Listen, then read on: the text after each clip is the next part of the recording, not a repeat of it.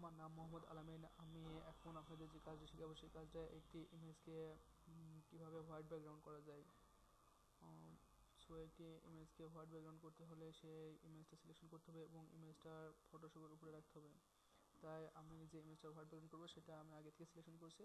এখন সো ইমেজটা white background করতে হলে আমি ইমেজটা এখন ফটোশপের উপরে রাখবো।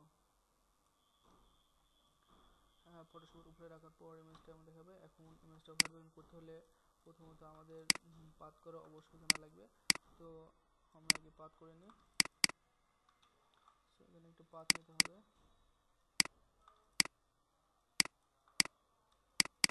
এবং অবশ্যই পাথ করার সময় লক্ষ্য রাখতে হবে যাতে ইমেজের আসল ব্যাকগ্রাউন্ড না আসে।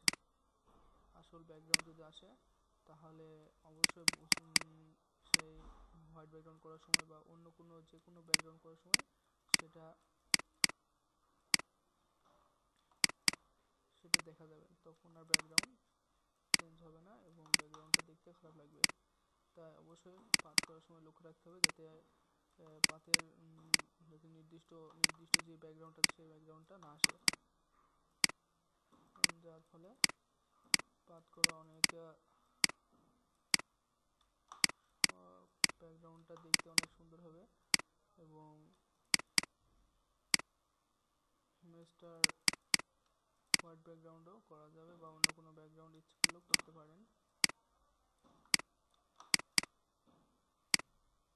সেভাবে পুরো ইমেজটা যখন পাথ করা হয়ে যাবে তখন আমরা যেটা ব্যবহার করব,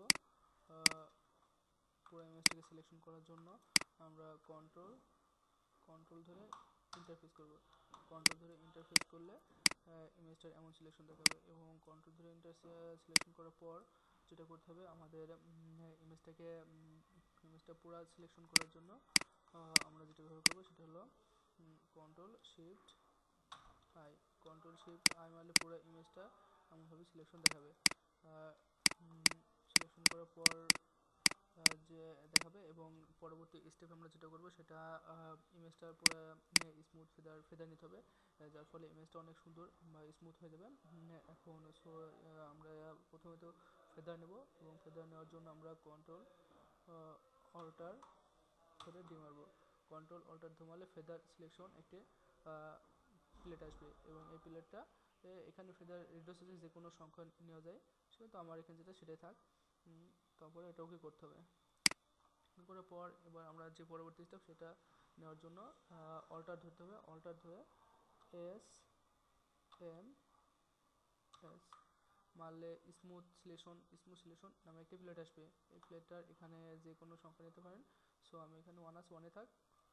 ওকে করার পর দেখা যাবে এবং আমার মূল যে কাজটা সেটা হলো ইমেজটা কী করে ব্যাকগ্রাউন্ড চেঞ্জ করতে হয় এবং ইমেজটার ব্যাকগ্রাউন্ড চেঞ্জ করতে হলে এখন আমরা যেটা ব্যবহার করবো সেটা হলো অল্টার ধরে ডিলেট প্রেস করতে হবে। অল্টার ধরে ডিলেট প্রেস করলে এখানে ব্যাকগ্রাউন্ডটা চেঞ্জ করাবে এবং অবশ্যই লক্ষ্য রাখতে হবে যাতে আমাদের এখানে যে কালারটা দেওয়া আছে সেই কালারটা কিন্তু ব্যাকগ্রাউন্ড হবে এবং এই কালারটা চেঞ্জ করতে হলে এখানে ক্লিক করলে বোঝা যাবে যে কালারটা কি আছে। এখানে যে কালারটা থাকবে ঠিক সেই কালারটার ব্যাকগ্রাউন্ড হবে।